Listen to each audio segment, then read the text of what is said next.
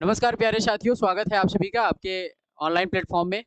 और इस वीडियो के माध्यम से हम 1 ईयर करंट अफ़ेयर के बारे में डिस्कस करेंगे, जो कि डेडिकेटेड कर गया है ऐसे एग्ज़ाम के लिए जो सेंट्रल और स्टेट गवर्नमेंट में करंट अफ़ेयर्स में पूछे जाते हैं। जो भी क्वेश्चन है, वो सारा कुछ यहाँ पे मेंशन किया गया है। इस वीडियो के बाद और या इस पीडीएफ के बाद में ऐसा कोई क्वेश्चन नहीं होगा, जो आपके करंट अफ़ेयर से बाहर पूछा गया है किसी भी एग्ज़ाम के लिए। तो चलिए बिना देर करते हैं आप सभी को डिस्कस करते हैं। ये आगामी परीक्षाओं के लिए डेडिकेट किया गया है। जैसे यूपी पीसीएस अभी एग्ज़ाम हुआ है, तो हमारी टीम के द्वारा जो कराया गया था आपका पीडीएफ अवेलेबल कराई गई थी। साथ में जो क्विज़ वगैरह कराए गए थे, जो पास 500 क्वेश्चन की पीडीएफ दी गई थी, वहीं से सारा क्वेश्चन पूछ लिया गया था, प्रूफ वगैरह दिया गया था आप सभी को। वीडियो री एग्ज़ाम 2018 के लिए और आरओ 2023 के लिए ये बहुत ज़्यादा इंपॉर्टेंट है। और साथ में आपको इस पत्रिका के साथ में आगामी मई, जून, जुलाई की भी पत्रिका फ्री में मिलेगी। देख लेते हैं इसमें सबसे क्या-क्या चीज़ें डिस्कस कर रहे हैं हम लोग। अनुक्रमणिका में यहाँ पे देख सकते हैं राष्ट्रीय, अंतर्राष्ट्रीय घटनाक्रम है, पुरस्कार है, खेल है और सेंट्रल बजट है और आपका स्टेट बजट है यूपी का। राष्ट्रीय और अंतर्राष्ट्रीय नियुक्तियाँ हैं, महत्वपूर्ण दिवस हैं, सप्ताह है, युद्धाभ्यास है, महत्वपूर्ण पुस्तकें हैं, चर्चित त्योहार और मेला उत्सव है। देखिए, ये सारे सेगमेंट को यहाँ पे डिस्कस किया जिससे परीक्षा में प्रश्न पूछे जाते हैं। यहाँ पे देख लेते हैं, पहला प्रश्न है आपका, अप्रैल 2023 में जारी टाइगर स्टेट रिपोर्ट 2022 के अनुसार अब भारत में कुल बाघों की संख्या कितनी हो गई है? तो ये है 3167।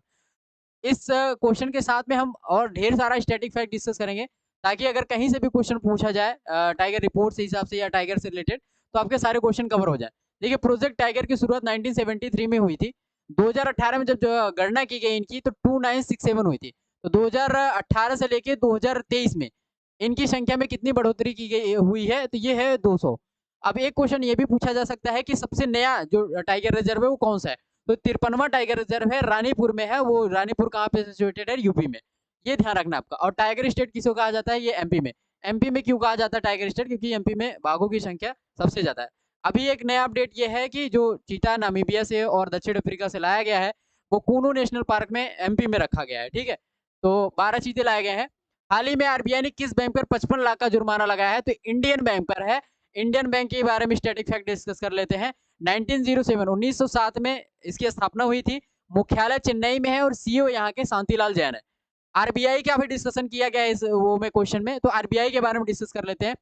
इनकी आरबीआई की स्थापना 1 अप्रैल 1935 को की गई थी। राष्ट्रीयकरण 1 जनवरी 1949 को किया गया था। साथ ही साथ इनका जो हेडक्वार्टर है, जो मुख्यालय है, वो मुंबई में है और वर्तमान या 25वें जो गवर्नर है शक्तिकांत दास है। तो ये स्टैटिक फैक्ट हम इसके साथ डिस्कस कर ले रहे हैं। हाल ही में किस देश ने पानी के भीतर परमाणु हमला करने वाला ड्रोन हाइयल 2 का परीक्षण किया है? तो उत्तर कोरिया में किया है। उत्तर कोरिया के महत्वपूर्ण फैक्ट को डिस्कस कर लेते हैं यहाँ पे। राजधानी प्योंगयांग है, काफी चर्चा में रहती है कई बार। बहुत सारे बैन के बाद भी परमाणु की धमकी देना या ये सब सारी चीजें, परमाणु परीक्षण करना, इसकी वजह से लाइमलाइटेड रहता है।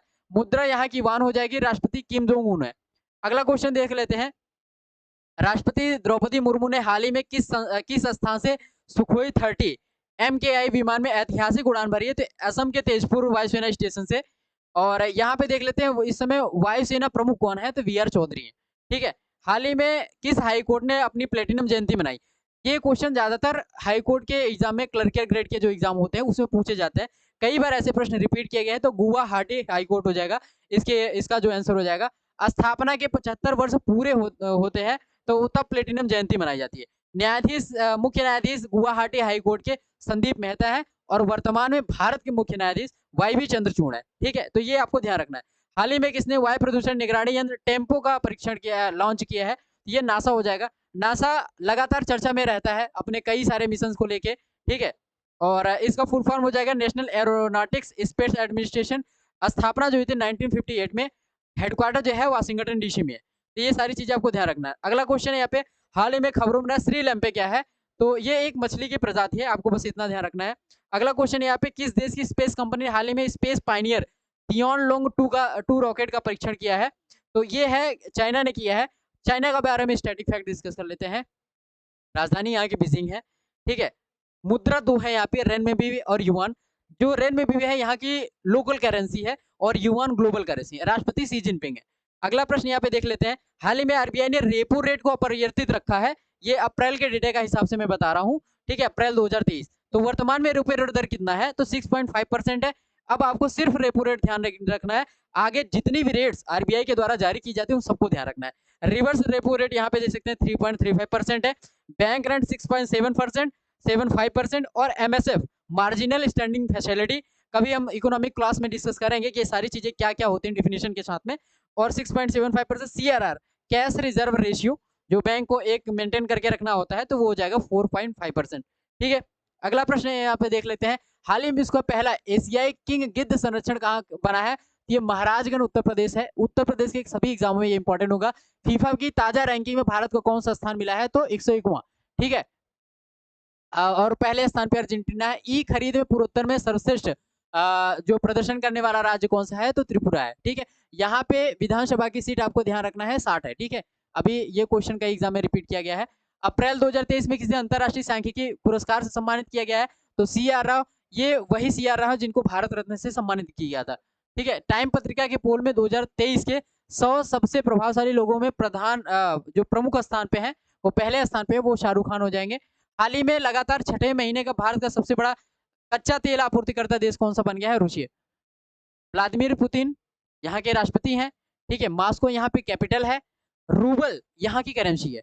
हाल ही में चर्चा में रहा प्रवाह पोर्टल किस संगठन द्वारा जारी किया गया? तो आरबीआई। आरबीआई के बारे में पूरी डिटेल हमने आप सभी के साथ डिस्कस कर ली है। किस राज्य में भारत की पहली सौर ऊर्जा संचालित पर्यटक नाव लॉन्च की गई है? तो ये है आपका केरल में, उसका नाम है सूर्यमशु।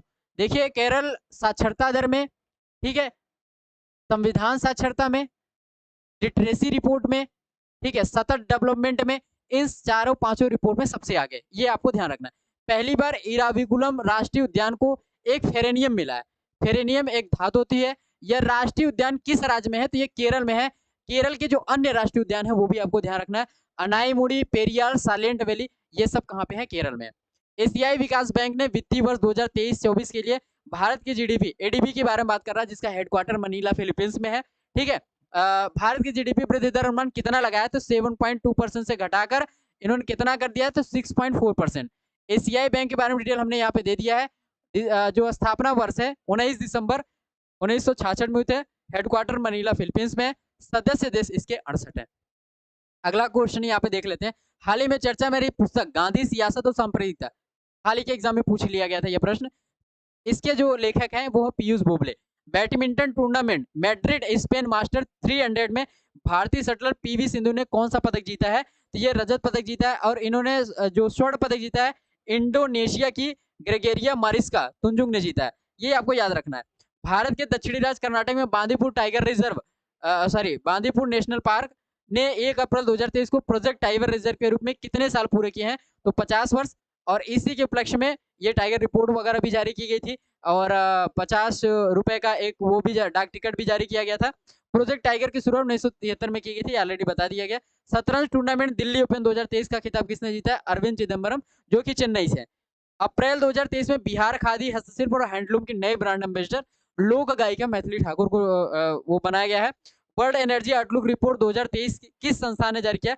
अंतरराष्ट्रीय नवीकरणीय ऊर्जा संस्थान, जिसका हेडक्वार्टर अबू धाबी में है। अगला क्वेश्चन डिस्कस कर लेते हैं यहाँ पे। देखिए, ये कई सारे लोगों का जो क्वेश्चन होगा, ये अगर पीडीएफ आप प्राप्त करना चाहते हैं तो जो गिवन नंबर है यहाँ पे 8382952074 पे आप मैसेज कर सकते हैं। ये पीडीएफ मिल जाएगी। इसके साथ यूपी स्पेशल मिल जाएगा, 500 क्वेश्चन की वो मिल जाएगी, प्लस ऐसे ग्रुप में जोड़ा जाएगा जहाँ पे आपको 1000 से ज्यादा क्विज टेस्ट कराए गए।